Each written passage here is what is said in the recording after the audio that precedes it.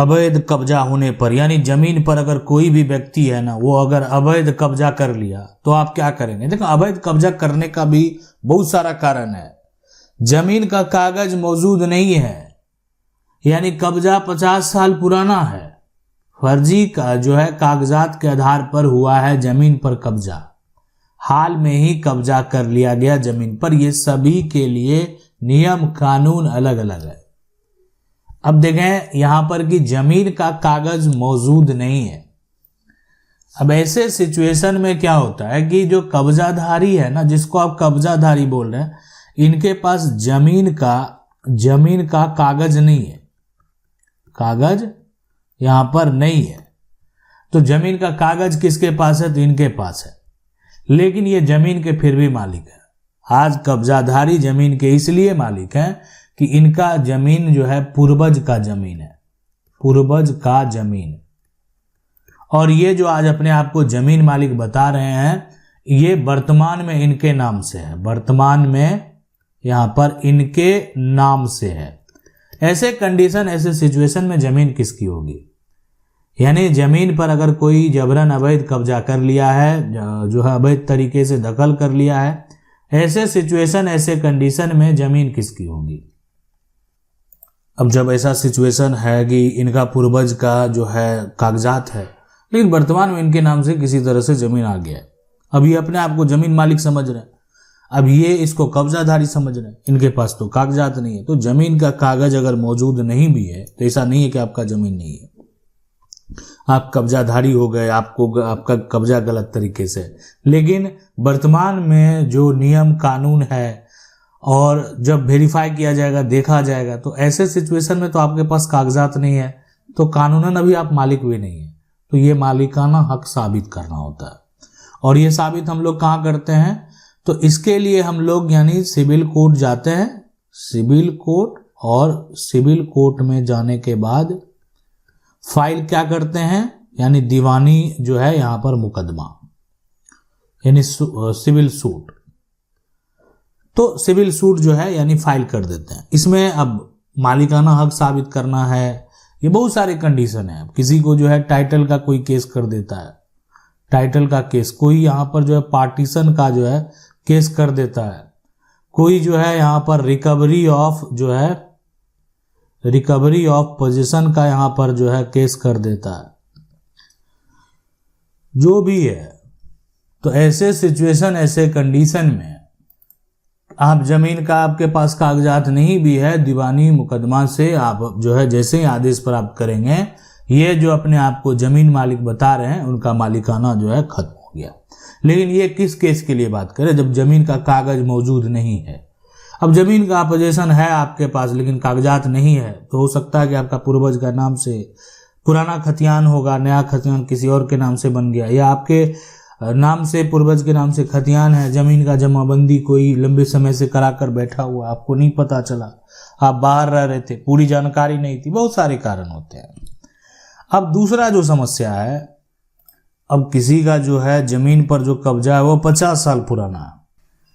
अब दूसरा जो सिचुएशन है ना कि कब्जा 50 साल पुराना है, 50 साल देखें मायने रखता है, 50 साल से कोई जमीन पर, यह जमीन का टुकड़ा है, इस जमीन पर कोई कब्जा किए हुए, तो इसमें कब्जाधारी मान लेते हैं ये है, तो कब्जाधारी को एक अधिकार है, और वो अधिकार है एडवर्स पोजीशन का, यानी वो अधिकार है प्रतिकूल कब्जा का।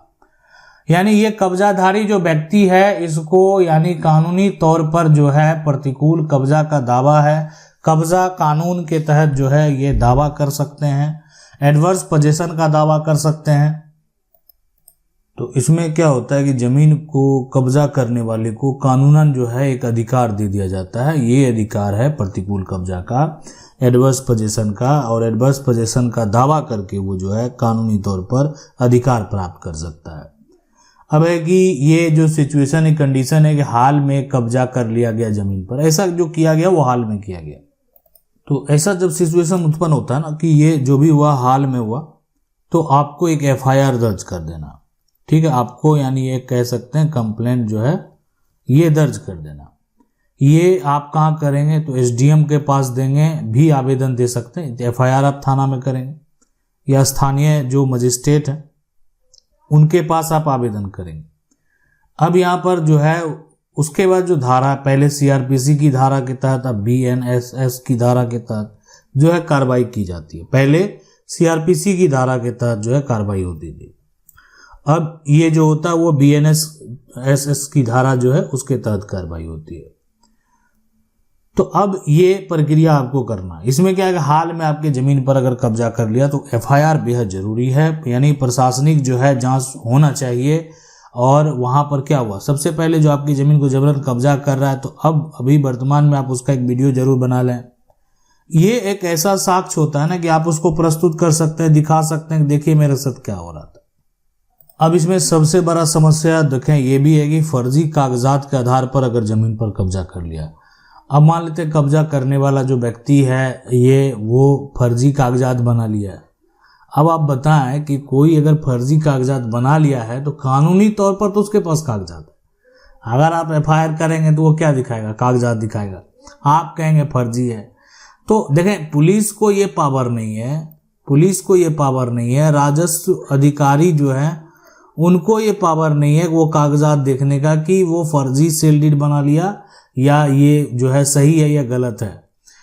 कोई भी दस्तावेज फर्जी है ये साबित कोर्ट में करना है, ये आप कह रहे हैं फर्जी, उसके लिए वो सही है, उसके आधार पर वो म्यूटेशन भी कराया। तो ऐसे सिचुएशन, ऐसे कंडीशन में आखिरकार कोई भी दस्तावेज फर्जी तभी माना जाएगा जब वो कोर्ट में जो है एक तरह से साबित हो जाएगा कि वो फर्जी है, और ये आपको साबित करना पड़ेगा। अब आप कैसे करेंगे, सबसे बड़ा सवाल है कि देखें फर्जीवाड़ा जो आपके साथ किया गया, फर्जी कागजात के आधार तैयार किया गया और फर्जी कागजात के आधार पर कब्जा हुआ, तो आप जो है यानी उसका जो कागजात है उसको ये जो है आप केस जो फाइल करेंगे उसको आप ये साबित करेंगे कि ये डॉक्यूमेंट जो है ये गलत है, फर्जी है। अब ये जो है उससे संबंधित साक्ष्य आपको देने होंगे, यानी ये साक्ष्य कोई और प्रस्तुत नहीं करेगा, ये साक्ष्य आपको प्रस्तुत करना पड़ेगा, ये साक्ष्य आपको देना होगा।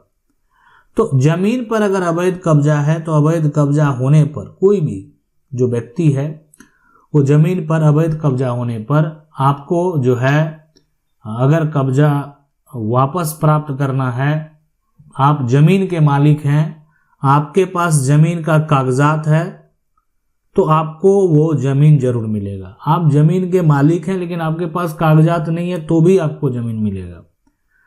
अगर आपकी जमीन के साथ कोई फर्जीवाड़ा कर लिया तो भी आपको जमीन मिलेगा, लेकिन आप कानूनी प्रक्रिया में आपको जाना होगा। लेकिन अगर आपका कब्जा 50 साल पुराना हो गया है, यानी आपका जो जमीन का कब्जा है ये कब्जा 50 साल पुराना, ऐसे सिचुएशन, ऐसे कंडीशन में आपको ये जमीन नहीं मिलेगा। इसलिए कि अगर ये व्यक्ति कब्जा करने वाला व्यक्ति, कब्जाधारी अगर ये साबित कर दिया कि उसका कब्जा 50 साल पुराना है, ये साबित कर दिया कि जमीन पर यहाँ पर प्रतिकूल कब्जा है, ऐसे सिचुएशन, ऐसे कंडीशन में ये प्रॉपर्टी आपको नहीं मिलेगा। इसलिए कि एडवर्स पोजेशन, प्रतिकूल कब्जा कानून एक ऐसा कानून है जिसके तहत जो है यानी कब्जा करने वाला व्यक्ति जमीन का मालिक हो सकता है, यानी कब्जा करने वाला व्यक्ति जमीन का मालिकाना हक प्राप्त कर सकता है। यानी कोई भी व्यक्ति जिसका जमीन पर कब्जा है वो कानूनी तौर पर प्रॉपर्टी का मालिक बन सकता है। और किसी भी अवैध कब्जा विवाद में जो कब्जाधारी है ना उसको 12 साल के अंदर ही केस जो है, 12 साल के आप कह सकते हैं अंदर भीतर, ठीक है, आप केस फाइल करें। 12 साल बाद जो है यानी आपके ऊपर प्रतिकूल कब्जा का केस खुद कब्जाधारी कर सकता है। यानी आप कोई मकान है उसमें आप 12 साल से अधिक समय से किसी को रहने न दें। अगर कोई दुकान है तो उसमें आप अगर 12 साल से अधिक समय दे रहे हैं तो आपका अगर वो लीज का कागजात बना हुआ है, आप मकान दे रहे हैं यहाँ पर उसके लिए एग्रीमेंट पेपर बना हुआ है, उसको कोई समस्या नहीं, उसको कोई दिक्कत नहीं। इसलिए आपने जो किया लीगल तरीके से किया, लेकिन आपने दे दिया मकान और वो किराया भी आपको कैश के माध्यम से दे रहा है और आप किराया कैश के माध्यम से ले रहे हैं। धीरे धीरे आप रहने नहीं लगे, वो बिजली का बिल जो अपने नाम पर करवा लिया, उसके कागजात का सारा एड्रेस जो है यानी राशन कार्ड से लेकर वोटर आईडी कार्ड तक वो आपके मकान का है।